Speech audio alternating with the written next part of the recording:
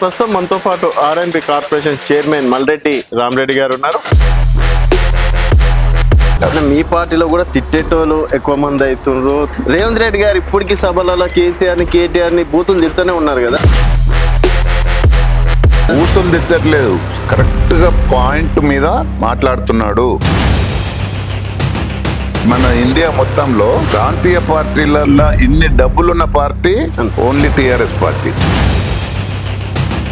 పోటీ పడి దోసుకున్నారు అంటే మేమే వెనక పడిపోతాము, మళ్ళీ రేపు మా భవిష్యత్తు ఉండదనో. మరి ఎందుకు సాక్ష్యాలు ముందలు పెట్టలేకపోతున్నారు, ఎందుకు అరెస్ట్ చేయలేకపోతున్నారు?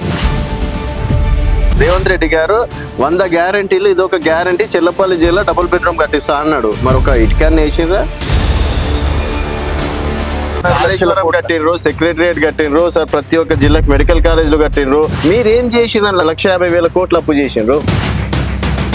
లెక్కేసి చెప్తున్నా, అన్ని కలిపితే మాక్సిమం అయ్యర్ సైడ్ వీళ్ళు దోసుకున్నాయి కలుపుకొని, అందులో కూడా కమిషన్లు తీసుకునే కలుపుకుంటే కూడా 50,000 కోట్లకు 700 కోట్లు పెట్టుబడి వచ్చినాయి. అమర్ రాజా కంపెనీ లాంటివి, జాగ్వర్ కంపెనీ లాంటివి అని చెప్పేసి కళ్ళ ముందర చూపిస్తున్నారు.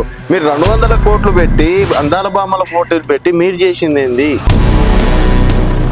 ఆయన గద్దర్ అవార్డులు అని చెప్పేసి అన్నారు. ఒక్క దగ్గర గద్దర్ ఫోటో కనిపించిందా? గద్దర్ గురించి మాట్లాడిందా? గద్దర్ చనిపోతుంటే కూడా వచ్చి పలకరించిన పాపాన వాళ్ళే. జై తెలంగాణ కూడా అనలేని ఈ ముఖ్యమంత్రిని కవిత గారు కూడా మొన్న విమర్శించారు. జై తెలంగాణ ఎందుకన్నాడు ఈ ముఖ్యమంత్రి అని చెప్పేసి. రేవంత్ రెడ్డి గారు జై తెలంగాణ అన్నది 2014లో 2009లో ఆయన ఎమ్మెల్యే అయినప్పుడు అసెంబ్లీలో మాట్లాడింది చూడండి.